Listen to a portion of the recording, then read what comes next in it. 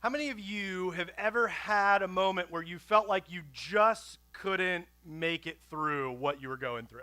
Show of hands, how many of you have ever had that? All right, yeah. And I would say, as the bearer of bad news, that, well, if you haven't had that moment yet, the reality is you're going to have it at some point. The truth is, at some point in time, you're going to have a moment that will rock you to your core, and you're going to wonder, how can I make it out of this? How can I survive this particular moment? You know, there's people all through history, people who have overcome things in ways that, honestly, most of us are like, man, I cannot believe that that would even be the case. But they had to fight.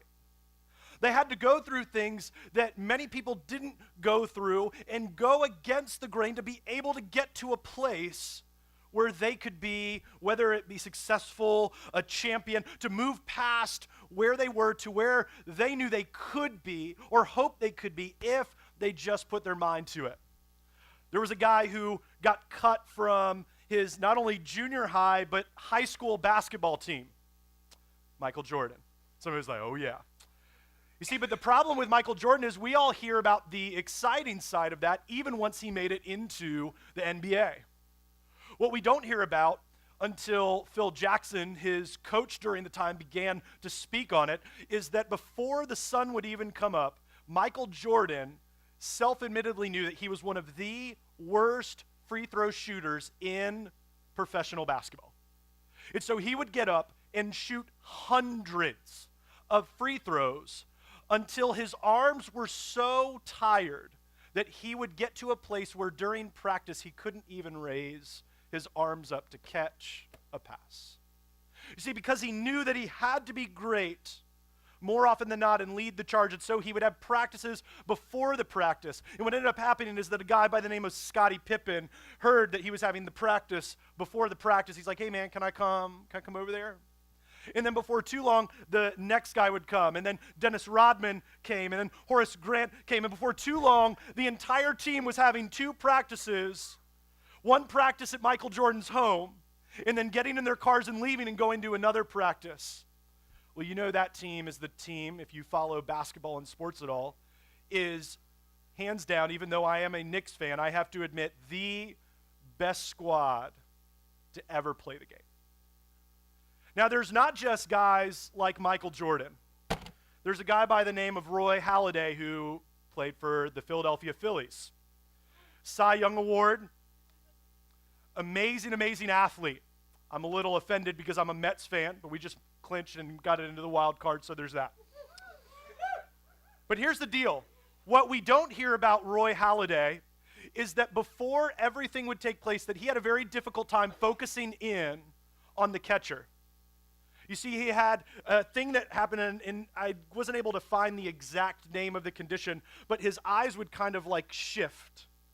And so to be able to focus in on that, he practiced and practiced, and he went through a rigorous 90-minute practice before the rest of the team would get there. Now here's the interesting part. Roy practiced and practiced so heavily in that 90 minutes.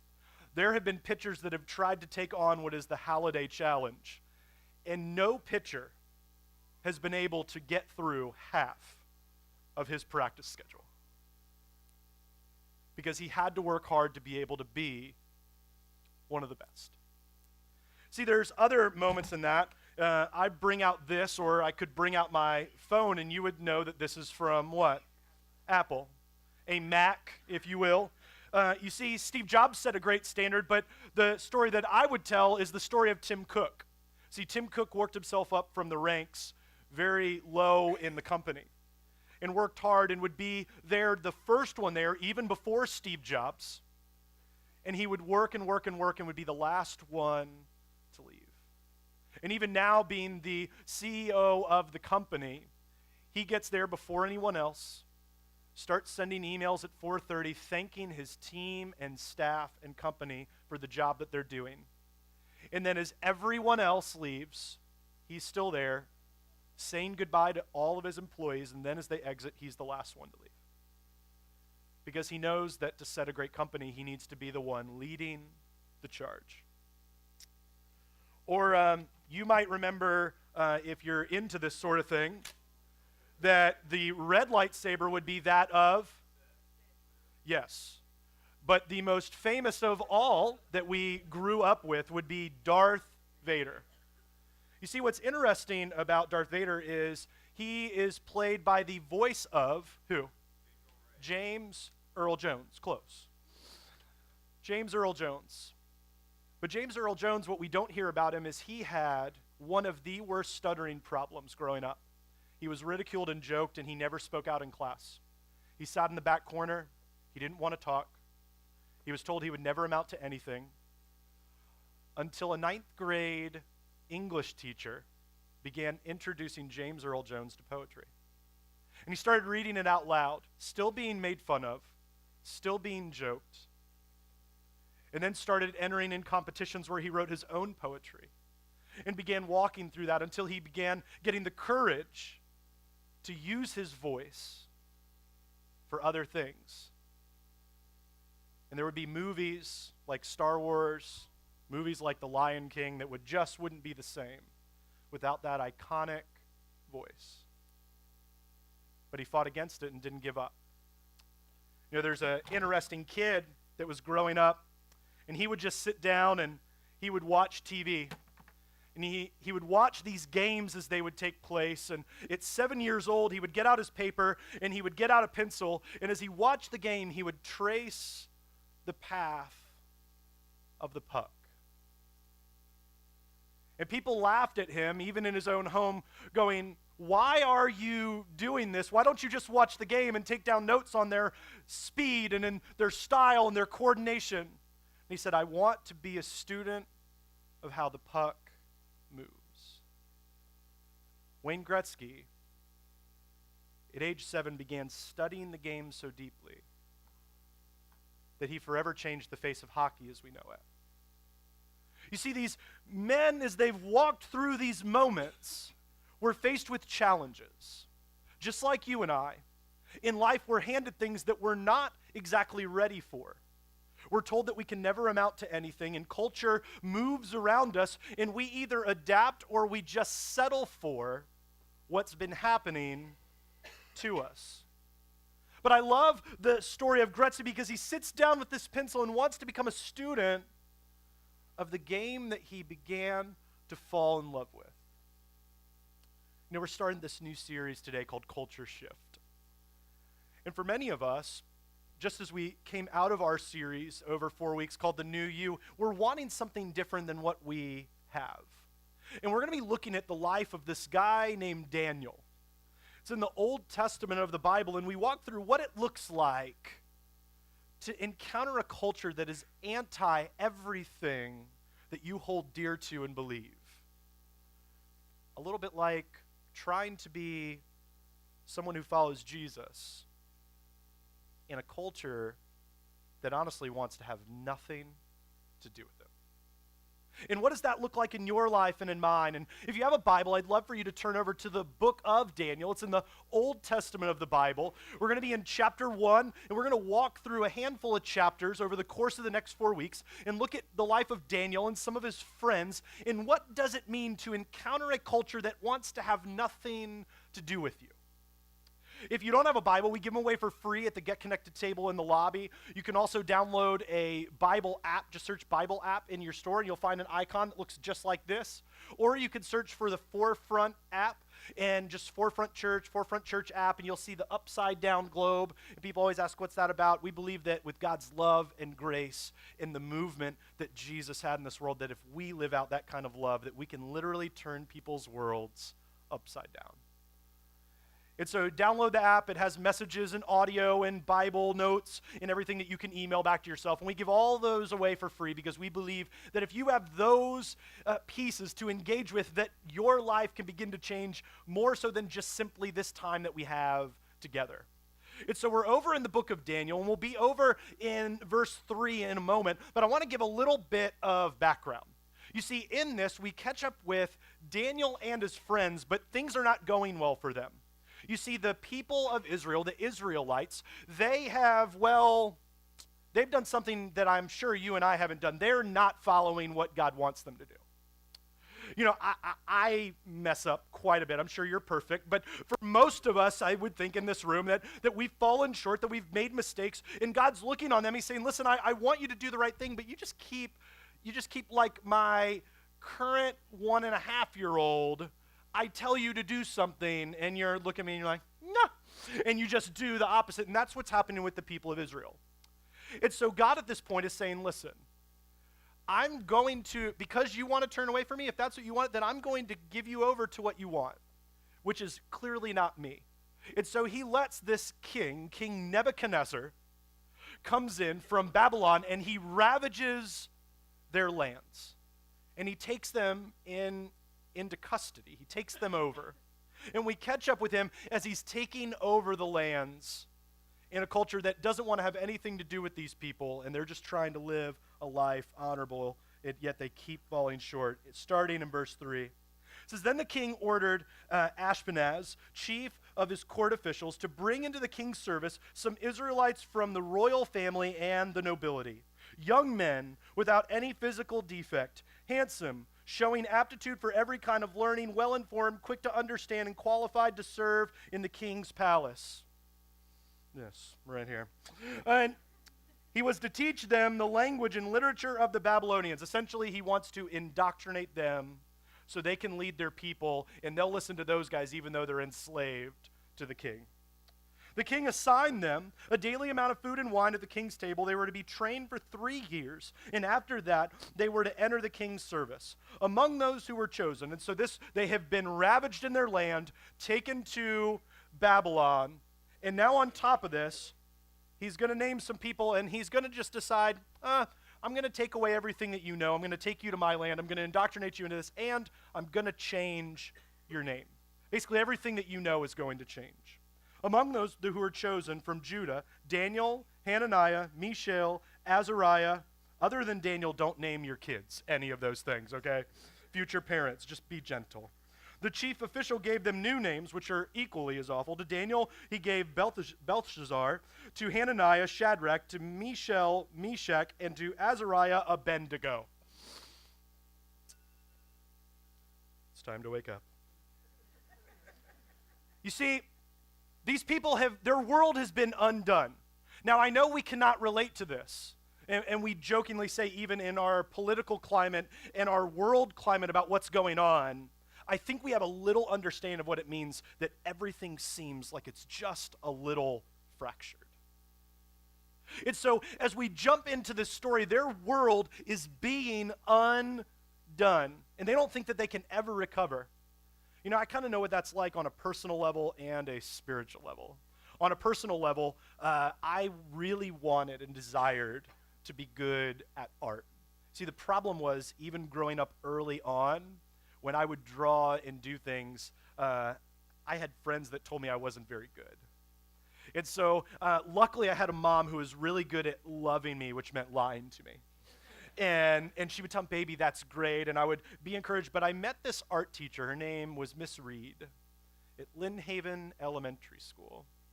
And Miss Reed saw that I desired to be good, but I wasn't.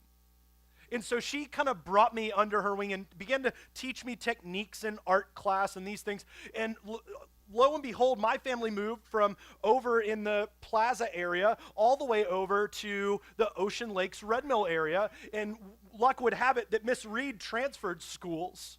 And so when I got there and I saw the first day of art class, I'm like, oh, you like followed us? Are you stalking us? And whatever. No. And I move over here and here's that. But she began just fostering things. And then I went to middle school where art things and what she told me and what she taught me ended up being in places where it's like, okay, I'm submitting things to art contests. I'm able to begin to foster my own style and work through that, which led me to graphic arts, which then I've been able to work with amazing companies before and even during becoming a pastor.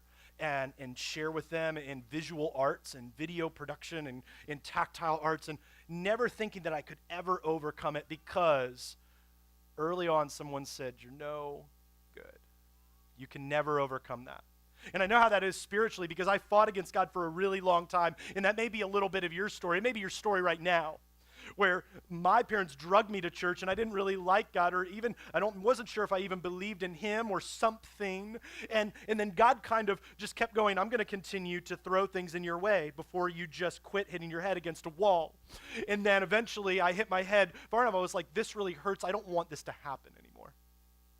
And God began upheaving my life and sharing with me things that I never knew were possible. Some of the same things that many of you are experiencing is God is upending the very culture that's happening inside of you, and it's changing you. And I love what takes place with Daniel and his friends. You see, because the king was giving them a strict diet, he was giving them all these things. But Daniel, and it says in verse 8 and following, Daniel resolved not to defile himself with the royal food and wine. You see, it was said that during this time, a lot of the food and things that were done were being sacrificed in pagan worship, and he didn't want to have anything to do with that. He didn't want to defile himself in that way. And so he asked the chief official for permission to not do that, and instead honor God. And so now God caused the official to show favor and compassion to Daniel, which is absolutely amazing, because the official should have been like, whatever, eat what we give you, bro. But that is not what takes place here. The official told Daniel, he said, but I'm afraid of my lord the king, who has assigned your food and drink.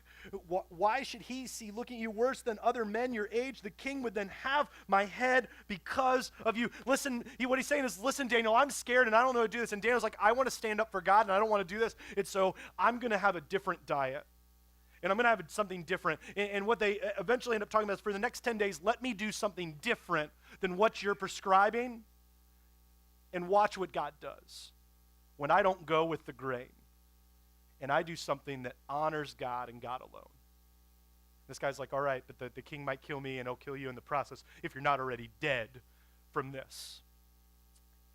And I hope that if you don't get anything else, as we look at culture, as we look at your individual life and my individual life, and we dive into the story of God, I think that aching thing, that thing that when you lay your head down on your pillow at night and the wheels begin spinning before you finally fall asleep, and you go, what am I here for? What is my purpose? What am I supposed to do? How am I ever going to find healing? And all these other things. What we're saying to God is, I'm watching culture go one way, and I'm hearing these truths about you, but I don't know how to shift so that I can honor you while still being in and influence and change the culture that I'm in, because God, it's hard. And God goes, I know. And that's what leads us to our main idea, this week's main idea. To shift an undone culture, a fractured culture, you must first start with you. And what I mean by that is starting with you, a daily connection, a daily choosing of God.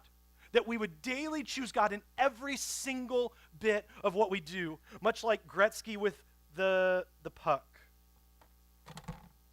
Much like Roy Halladay, 90 minutes before practice. Or the entire Chicago Bulls team, making sure that they're going to overcome the odds and be a team that changes the face of a sport. That you and I in our spiritual lives with God would be in such a way that we would strive, that these guys were just either playing games or running companies. This is the story of God.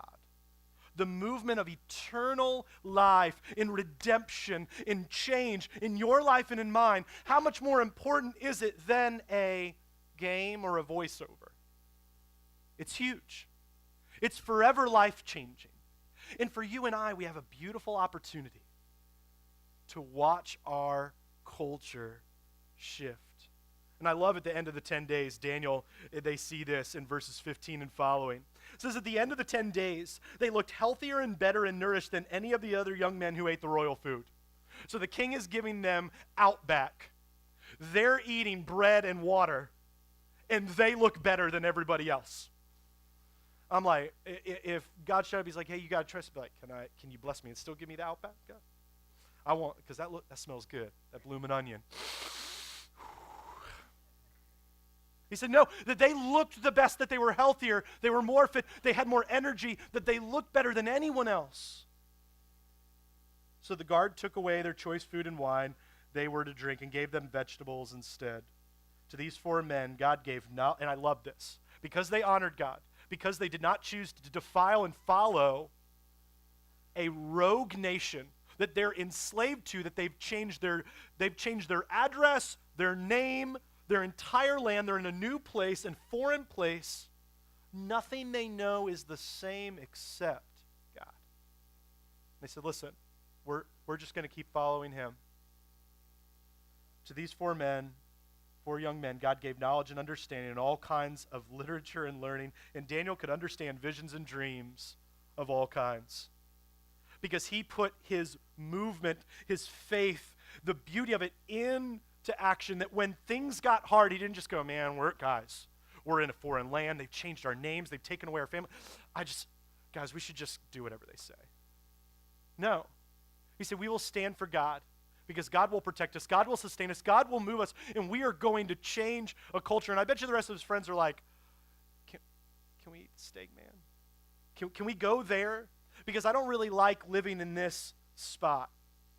And maybe that is for you, that you hear those things from God, whether you're reading it, whether you hear it from a friend, whether you've heard it preached to you, whether you hear it through the songs that are sung here, whether you open up your Bible and you're just pouring through the pages. You're going, I'm hearing something different, but it's really hard to live that because you don't understand. And then we draw this big blank of all the different things that we say, my circumstance is different than what takes place here. And here's the thing, I've said those lies to myself too. The problem is I've yet to open up the Bible, God's narrative, God's account, and go, you're supposed to love, serve, give, be gentle, be kind. Jason Bedell in the year 2016, you just do your own thing because, man, struggle is real for you, bro. I haven't read that yet. I've been searching, okay? And I can hear unequivocally be able to tell you that you're not going to find that verse for you. That you're not going to search through it and go, oh yeah, Rick, John, Susie, Betty. Like, you're not going to find that in there. And so at what point do we say, all right, God, I've tried it my way and it goes very badly. I've tried it the king's way, the world's way, and it's gone awful for me. God, maybe, just maybe, you're telling me to dial it back and go your way. Because your way will always be honorable, because it's actions that do that. I love Bob Goff. He's an amazing writer. His just joy is infectious. He put it this way. He said, but the kind of love that God created, the kind of love that we move in and demonstrate it is a costly one because it involves sacrifice and presence. It's a love that operates more like sign language than being spoken outright. And I love the way that he paints this picture. Not that you're saying something in both, but the beauty of sign language is it's words in action. That it's painting a picture that you and I can understand and go, whoa, that is the way that love looks like. And God paints that picture for you and I. And is that passage that Chris read earlier during our worship set in 1 Corinthians. It says, with all this going for us, my dear, dear friends, is the writer Paul writes to that church. He said, listen, stand your ground and don't hold back. Throw yourselves into the work of the master, into the work of God, confident that nothing you do for him is a waste of time or effort. It's that you and I would move in what I call the shift of self, that our movement would begin to change. And I would say that there's two ways that this happens. The first way is this, that the shift of self will lead to influence in unfathomed places. If we follow the life of Daniel in the first chapter of this towards the end, we begin to see that because of his choice to not follow the king, not follow what the rest of everyone else was doing, the king sees that he's stronger, that God's blessed him with things that no one else had. And the king says, you're different. I need you to help me with some of the things. I need you to pour wisdom into me. And so he becomes one of the advisors to the king, the one who is handling and hurting and enslaving and ripped all of his people out of a culture. He says, hey, listen, I want you to advise me on how to handle this because your God has sustained you, and I want to understand this more. And so because Daniel and his friends made one choice for 10 days, think about that. One choice for 10 days, and it changed the face of a culture. They had opportunity to be in places. Now, people get shamed a lot for this.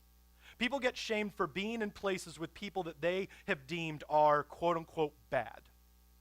Oh, I can't believe you went there. Oh, you went. Oh. I remember like growing up. There were things like just in church culture, you don't smoke, you don't drink, you don't watch rated R movies, you don't, and the list goes on and on. If you do that, then Jesus loves you.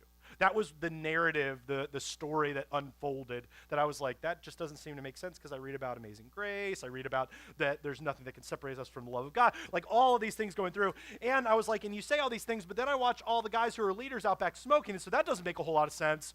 And so like I started watching all these things unfold. I'm like, this is really weird. It sounds like they're saying one thing and then doing another. And I love the way this unfolds, because honestly, if you're really following God, you are going to be led to places where even people who devoutly follow Jesus go, are you sure about that? Like, and I get this all the time. Like, I work, a day and a half-ish at a tattoo studio. And usually when I'm out and about and I tell people, like, yeah, I'm a pastor, and they're like, huh? Say what? And I was like, yeah, I'm a pastor, and then I work at a tattoo studio. They're like, whoa, pump the brakes, bro. Like, how does that work out? And I was like, well, or like at Forefront, when we used to have a church service in an open bar, and then we had a bunch of area churches protest that we were having a church in an open bar. And I was like, wait a second. So we did the very same thing that Jesus did, because Jesus was accused of being a liar, a thief, a slanderer, an adulterer. Why? Because those were the people that he spent time with. And so maybe what God's trying to tell us in the shift of self is that if we want influence, he's going to lead us to a place where people think, whoa, have you gone off the deep end? Be like, well, when it comes to God, yes, but I'm spending time with people that need Jesus, and so that's where I go. And then you can turn around in a very loving way, because you have that kind of relationship, and say, I don't know why you're saying that to me, but I'd like to know what your excuse is, because I haven't found your name in the back where it says that John is exempt from going these places and should yell at Jason. I totally made up a name. No one's yelling at me for anything. Everybody's like, who's John? Where's he at? We're going to get him. But the second part of this, when it comes to the shift of self, is that the shift of self will aid others around you. That when your life begins to change, just like Daniel and his friends, that it will change the people around you. When our country began moving west, go west, young man, and conquer things and move and explore. One of the coolest stories, I began reading some of these things, everything from learning about dysentery and the Oregon Trail and all of this stuff, was that as the early people went through, and they were in these wagons with these huge wagon wheels, they would plow through courses as they walked through. It was all new to them. But did you know that after just 1 year of traveling that direction west, that people could fall asleep all night long, and their horses and their traveling carriage, their covered wagons, would be able to stay right on path, because the people that had gone before them had stayed so strictly on the path that it dug down little trenches that these carts would be able to go through to be able to follow. Question that I ask myself is, if no one had the Bible and there were no churches, could they look at the trail that I've left and know what God is all about? Maybe you turn that question on yourself. Is your life such a way that if no one ever had church or worship songs or K-Love radio or Christian bookstores or WWJD bracelets, or you name the Christian subculture, some of which is super creepy. If nobody had any of that and all they had was your life, could they look and go, I know exactly what God's about? I've been writing this down leading up to this series. Put it this way: you cannot forge a different future without moving consistently to places you've never been. You can't go places you've never been and think that somehow something's going to change, because you're going to stay in the same cycle. But you're going to forge a new path and a new adventure and a new journey with God, and people are going to follow behind you. If you have kids, if you're around people who are younger than you, if you're over the age of 60 today, I want you to hear this loud and clear. If people aren't following your example, because the number one statistic in church communications, as they've been looking through it recently, is that people 20, 30, and early 40s are looking for those older than them to come alongside them to teach them. I'd ask you, who are you laying a trail for and who are you connecting with? And if you go no one and you're a believer, I would say it's time to make some younger friends because they need you. And they haven't even told you yet because they're scared. But they want it. Most of them grew up with deadbeat parents that grew up in hostile situations, and they're looking for a spiritual mom, a spiritual dad to come alongside them and say, I just want to learn. I just want to learn. I want someone to go before me. Because here's the thing. If you want to shift an undone culture, if you want to move through this, you have to start with you. And that's a daily journey with God. And I just wonder, kind of like our buddy Wayne, what kind of story are you writing? Because you can either choose God's story, which is a great one, or you're going to choose your own. And I can tell you from experience that that just doesn't end well. I did not like the ending to where that was going. The beauty is you're still breathing, you're here, you have life within you, and you have a choice to study the Master and make a shift to impact an entire culture. Why don't you pray with me? God, I thank you for today. I thank you that we get to live a life that's bigger than ourselves and that you love us more than we could possibly imagine. God, this morning as we come to you, will you forgive us in the ways that we've fallen short? Will you move us closer to your Son, Jesus? Can we follow the example of Daniel who said no in the face of adversity and said, I will not waver with my God. May we be strong in that way. God, thank you for hearing our prayers, and it's through your Son, Jesus, we pray. Amen.